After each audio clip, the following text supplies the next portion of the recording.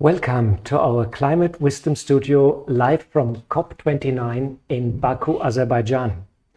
We bring together experts from science, politics and spirituality to discuss and explore solutions for the unfolding climate crisis.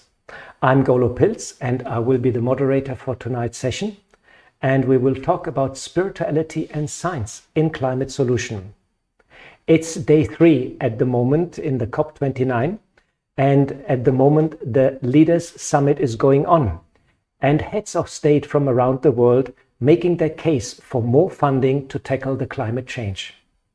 This COP is also dubbed the Finance COP, and the world's top multilateral banks pledged to ramp up their funding to $120 billion per year. But if we see that the damage already is much higher, it's not that much.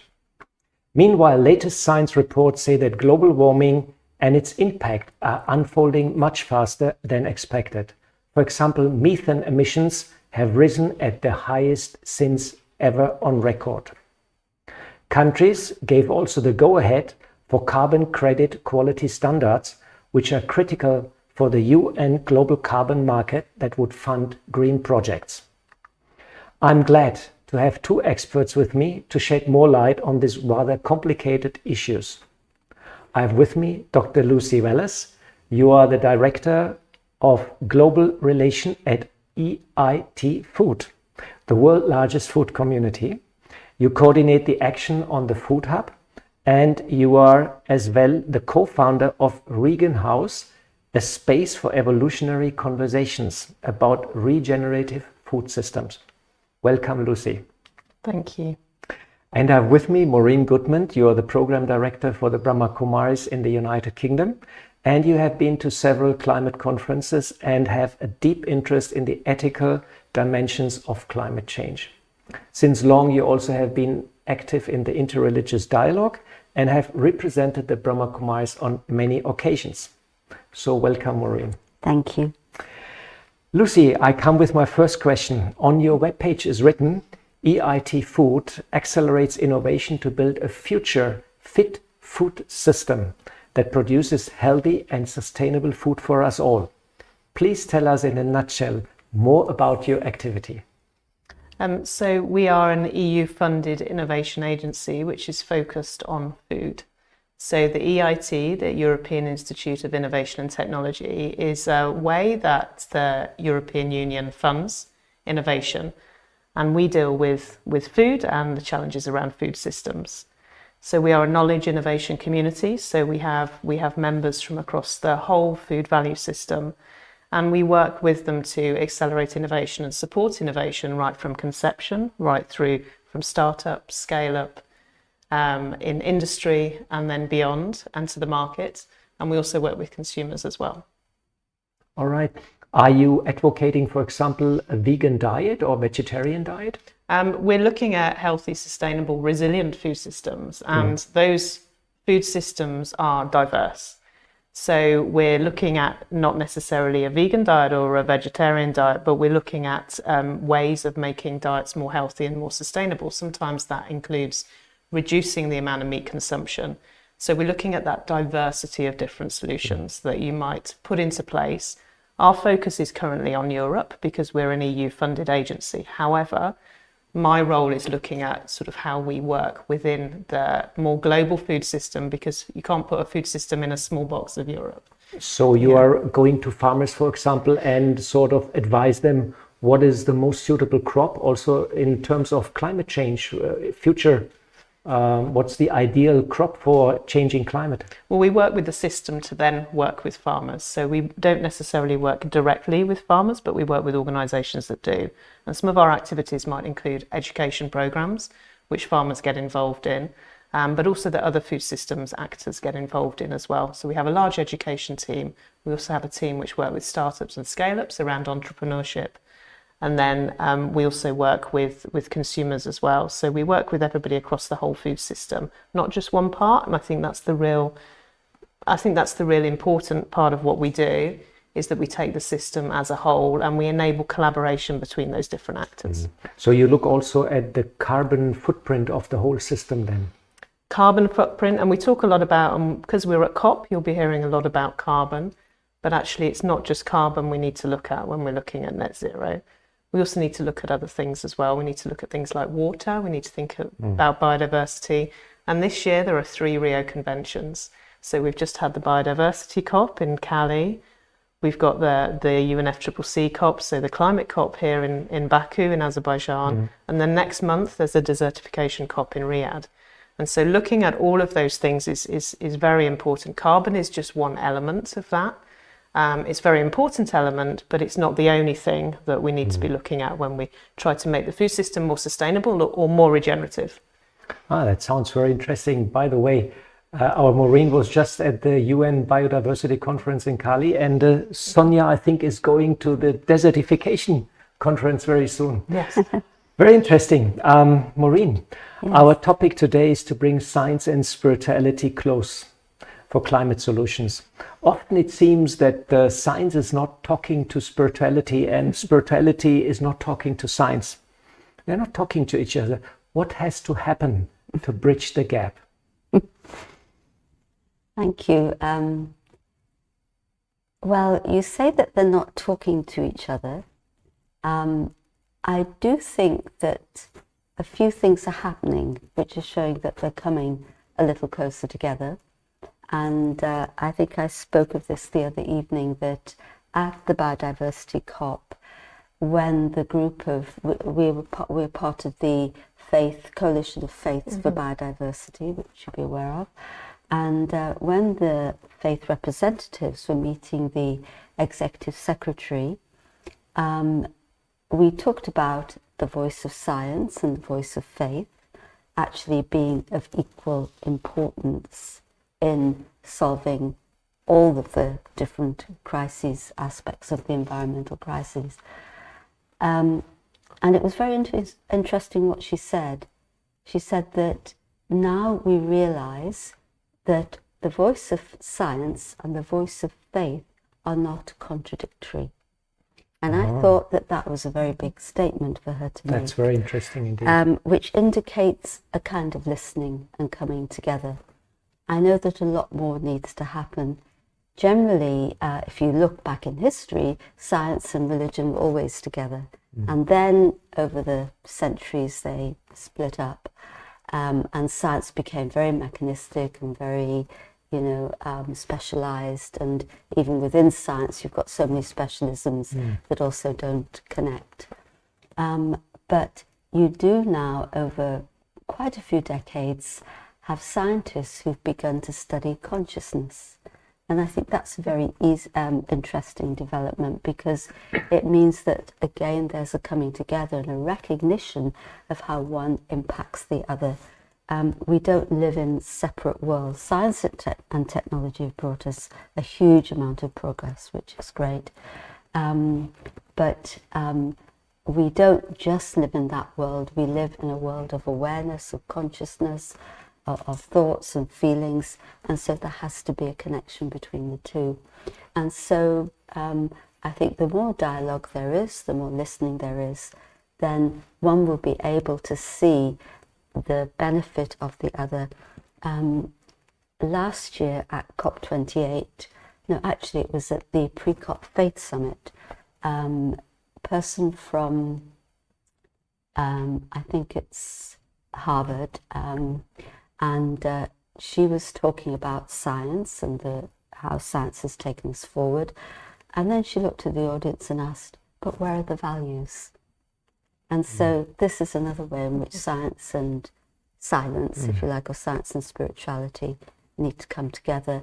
And at least it's being spoken of, which indicates, I think, we're on the journey. So we're seeing a process where slowly, this gap is being bridged, and hopefully science will get guidance from religion, and religion will get guidance from science, and they come together for a better future. One will inform the other.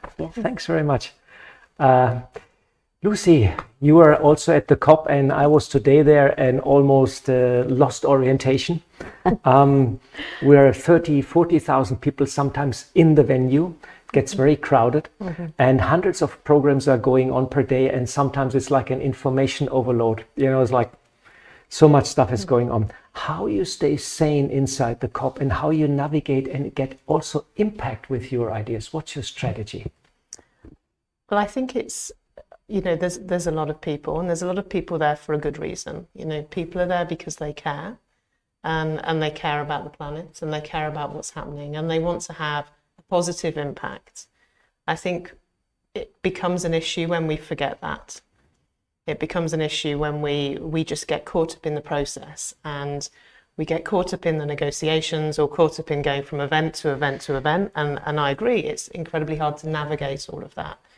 So what we try and do, and what we're doing in the Action on Food Hub, which is a space that my team coordinates, in collaboration with some other organisations, we hold daily meditations first thing in the morning. And we have that grounding, which I think is incredibly important. And what I've found on a personal level is having those pauses, and those pauses to ground you at the start of the day, maybe at other points in the day as well, is incredibly important at reminding you why you're there, because it's easy to lose your way, it's easy to forget. And it's not that we need to forget all of the other stuff and, not concentrate on the important parts of why we're there, which is impacting on policy and and having that, enabling the food system to have a say and to be there and to guide policy, but to also connect in with the other sectors that are there as well. But we just need that reminder of why we're there. Even just a couple of moments of going back to your breath is incredibly powerful. And it's helpful, and it's surprising the amount of people that see that as a positive thing, but they forget in the moment, because it's rushing about, it's running from meeting to meeting or session to session. There are huge crowds of people, and it is very, very hard to forget. So we need that reminder, and that for me is incredibly helpful, but it's also helpful, I think, for a lot of other people. So being aware, the overall purpose of us being there at the COP to find a solution for climate. And I would say all of the people have good intentions there. They really all want to help planet Earth. I think the majority, yes. Yeah. Let's hope. Maureen, science is quite clear about the climate crisis. I mean, it's like written since 30 years or so, has been predicted, and now the bad stuff is happening. And they're also quite clear what has to be done, actually. Nowadays, even research institutes, they give pathways, they give instruction of what has to be done, what politics has to do. They're pretty clear. Alas, we humans, we don't follow their advice. Somehow we don't listen. Big question is, what stops us? Is it bad karma or ignorance, or is it a blockage, or whatever stops us to follow that what we understand? How a spiritual mindset can overcome that blockage? No, it is a very crucial question, actually, because if we're going to mitigate against the crisis, then we need a change in lifestyle, a change in mindset. And I loved very much, it's a practice that many of us have too, about taking pauses and so on. But why? I wouldn't say bad karma or even ignorance, actually, because it's there staring us in the face, but there's a kind of stubbornness, and an unwillingness to change. And I think because that involves a little bit of sacrifice, involves a little bit of stepping into the unknown, and that's scary for people. And also there's, all the sort of opinions of society, and sometimes when we really want to make change, we have to step into the unknown. It might not be totally unknown, because other people have done that before us, but we're doing something which perhaps our friends, our family, people around us are not doing. And so there's a little bit, what will people think, and so that's why we need to be a little bit internal about this as we take those pauses, and actually get in touch with our deeper feelings, our spiritual reality within ourselves, so that we can gain the strength to do what our conscience is telling us to do, because we actually know what we have to do. And it's okay, but no, we need those quiet, still moments to be in touch with our inner selves, our inner feelings, and to take that strength to to change. And I really see more and more people doing that. So quiet moments, look inside, and that will help us to overcome the blockages and really do what's necessary, what we understand, what has to be done. Yeah. That's a great idea. Thanks very much. Lucy, when we deal, it's a bit a similar question what I asked to Maureen. When we deal with food systems, its production, its processing, its even eating habits, we deal with the mindset of the people and local cultures also. And if you see, you travel around the world, everywhere is a different food culture, different habits, which is developed over hundreds of years. So that's a tough nut to crack, bring a big change to the people. How you get into the people's mind, how you bring change and make people aware and really change the mindset of people, what's your secret? I think do you have some psychologists which guide you, for example? No. I think you can't, you shouldn't make people do anything. Yeah. People should do something because they believe it's the right thing and they feel that is, that is something that fits within their belief system or their values. I mean, we often talk about values. So I think recognizing the diversity of the food system, the diversity of solutions within the food system, which is incredibly complicated and incredibly complex, is absolutely key. A lot of the reasons why we have the challenges we have is because we've tried to simplify the food system. We've tried to make it fit. We've tried to make it fit into one mold. We've tried to tell it the way it should be rather than celebrate the diversity.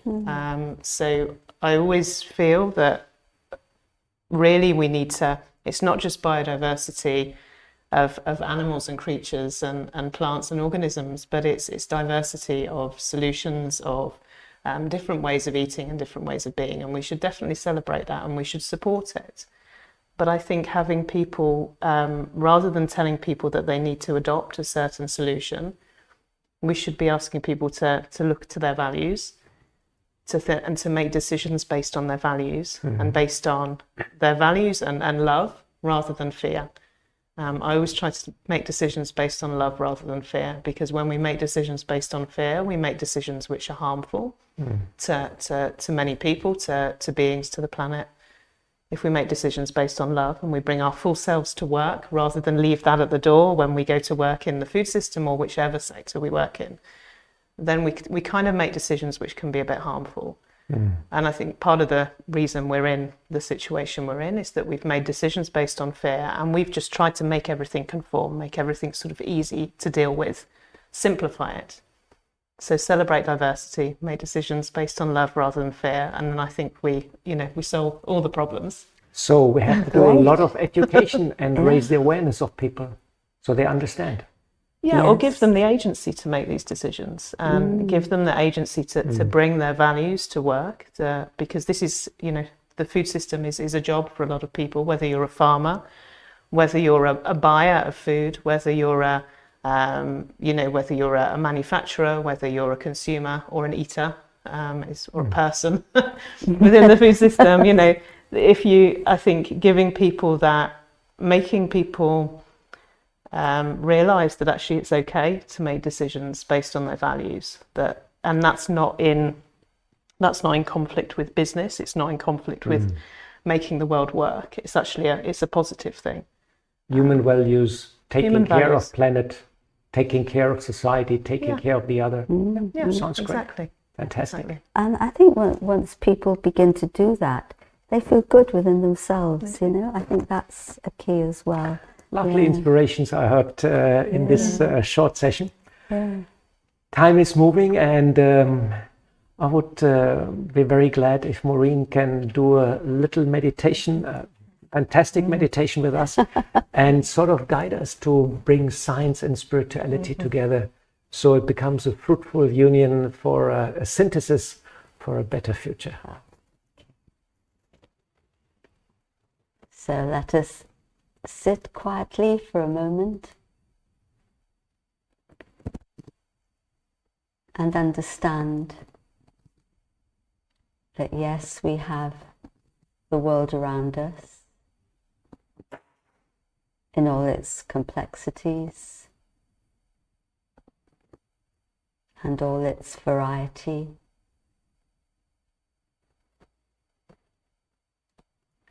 And we have the world within, the world of our thoughts and feelings, the world of our consciousness.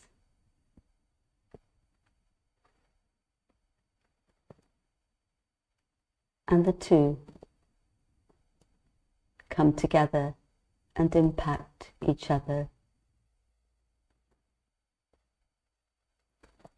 But yet I need to deepen my awareness of my inner world to bring the qualities and values of my inner world to help the progress of the outer world. And when I go inside, I find stillness, silence, and peace. Peace brings harmony. Peace brings clarity. Peace brings strength.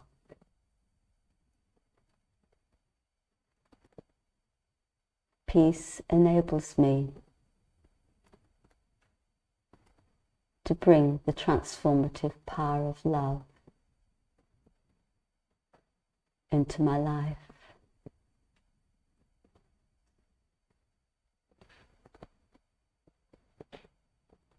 So as I move through life, let everything that I think, that I do, be empowered by the peace and the love within. And then the inner world and the outer world will be in harmony once again.